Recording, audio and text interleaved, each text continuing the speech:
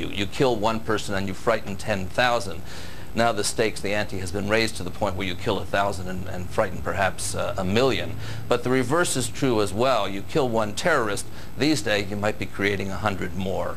And of course we heard even from the Taliban regime in Afghanistan today the idea that the United States should think very seriously about attacking bin Laden interests there, for example, because that would merely raise hatreds within the area and within the Middle East.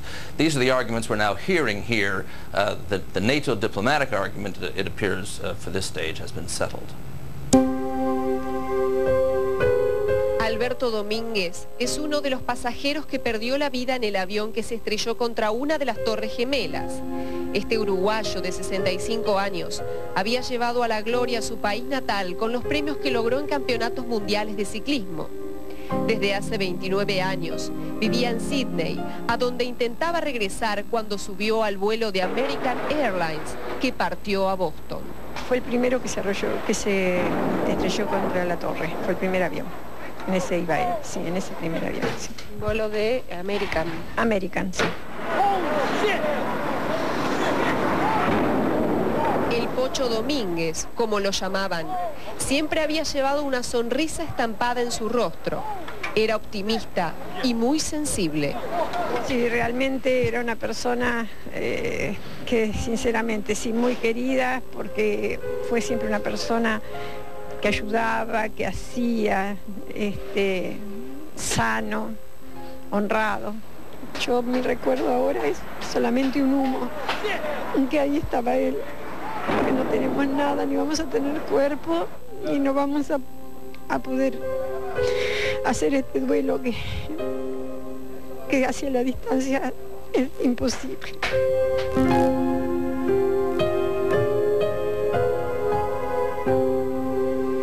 Ya presentamos en instantes al doctor Claudio Sin. Presenta al doctor...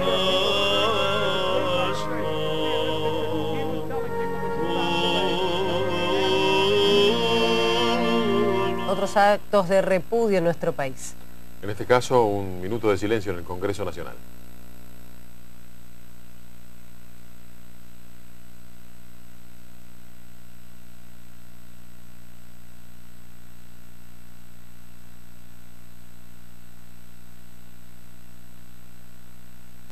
Of so much of human life in the last 24 hours.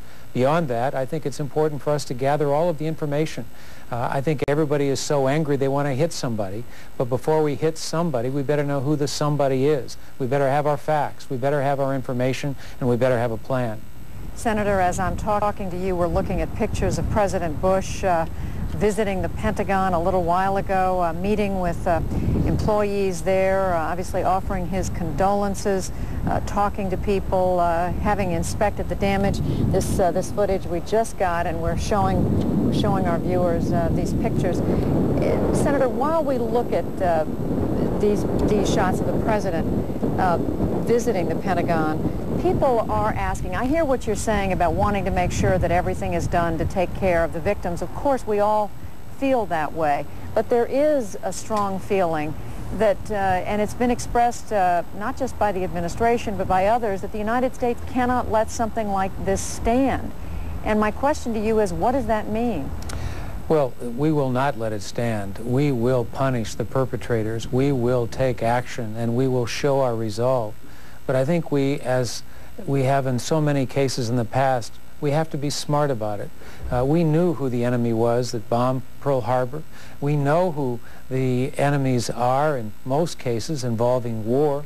I think we need to ensure we can identify the enemy, identify the locations of the enemy, and make sure we've got a plan put into place that will allow us the maximum degree of ability to punish those responsible. That can't happen tomorrow. It can't happen within the next couple of days for sure, but it will happen. I think we just have to ensure that we have all of the pieces together prior to the time we make it happen.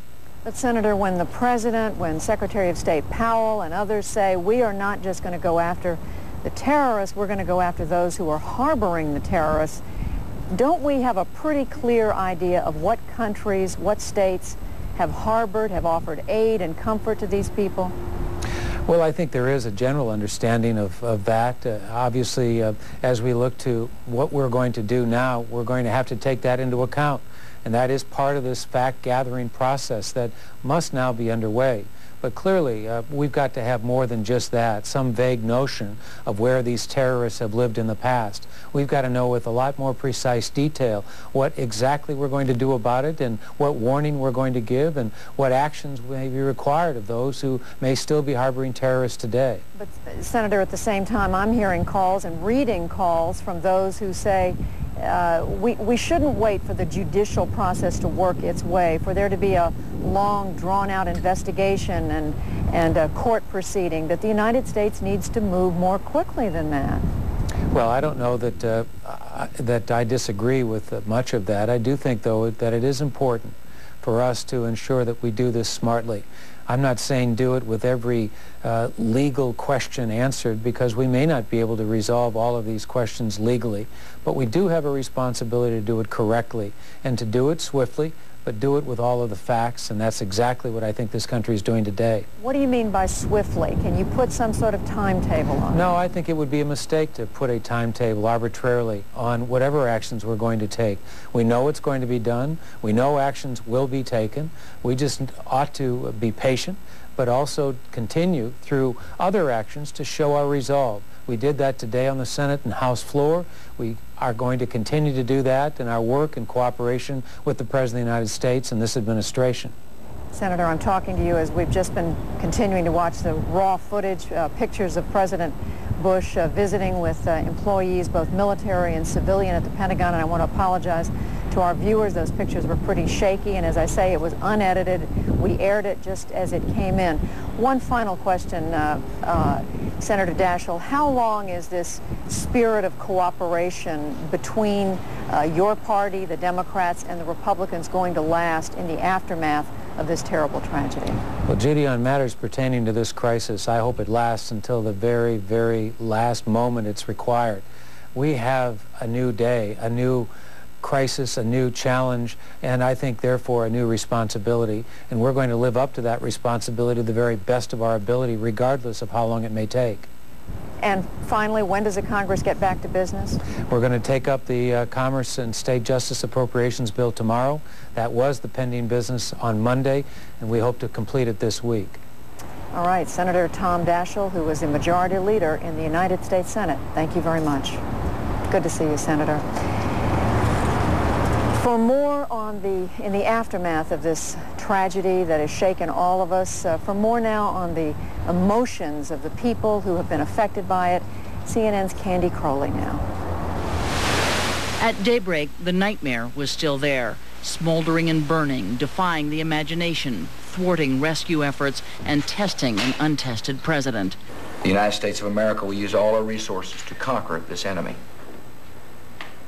We will rally the world. We will be patient, we'll be focused, and we will be steadfast in our determination. This battle will take time and resolve, but make no mistake about it, we will win. 8 months in office, President George Bush is already writing what may be the most important page of his own legacy. In an unusual revelation, officials said both the White House and Air Force One may have been targets. The news sheds some light on the president's first hours following the attacks when, instead of returning immediately to Washington, he flew from Florida to a military base in Louisiana and then another in Nebraska. Today in both New York and Washington, the precarious nature of the rubble and the hellish heat of the fire frustrated attempts to reach the wounded, the dying, or the dead. Still, in Manhattan, they rescued alive and reasonably well 9 firefighters and police officers who had been buried beneath the debris. Their recovery fueled a round-the-clock search that runs mostly on adrenaline and hope. I think once the cranes and the iron workers start getting the big stuff out of the way, we can get in there and do some nitpicking and maybe find some guys. There's a lot of voids, it seems, down there, so maybe there are some guys available. But at the Pentagon, hope is gone. Officials say whoever might have survived the concussion of the plane's impact could not have lived through the fires that came after. There's no official estimate of how many lives were lost at the Pentagon or the World Trade Center. Authorities say they don't know, but everybody knows it will be awful. The FBI says it's identified most of the suicidal terrorists on the planes. Now they search for those behind the mayhem. We also have identified through a number of leads, principally at the cities of origin, a number of individuals whom we believe may have had something to do with the hijackings, and we are pursuing those leads aggressively. It is a very public manhunt. The FBI conducted a shoulder-to-shoulder search for evidence outside the Pentagon. Authorities in Providence, Rhode Island halted and boarded a Washington-bound Amtrak train, detaining at least one passenger. A SWAT team descended on a Boston hotel in search of suspects. No arrests were made. Authorities also searched a Vero Beach, Florida home and questioned others in the southern Florida area. The visibility of the efforts backs up the clear message from all arms of the federal government. We will find out who is responsible for this, and they will pay for it. I guess I'm kind of old-fashioned. I'm inclined to think that if you're going to cock it, you throw it. Terrorism's reach goes far beyond the areas of immediate destruction. The nation's airliners still aren't flying as the FAA institutes new security requirements and carriers search for ways to comply. Wall Street remains closed, and for a second evening there'll be no Major League Baseball, the all-American pastime canceled by this un-American horror. Symbolically, personally, financially, the country is so wounded.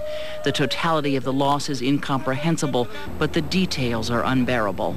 Someone on the 104th floor worked for the good firm of Cantor and Fitzgerald. We can't find hardly anybody from that firm who called his parents, told them he loved him, and they haven't heard from him since. There are stories like it everywhere. People, knowing they are about to die, calling home to say, "I love you." People running for their lives and then stopping to carry a stranger to safety. The story here is that what prevailed in the final moment, in the face of death, is not fear or hate, but love and courage. Candy Crowley, CNN, Washington.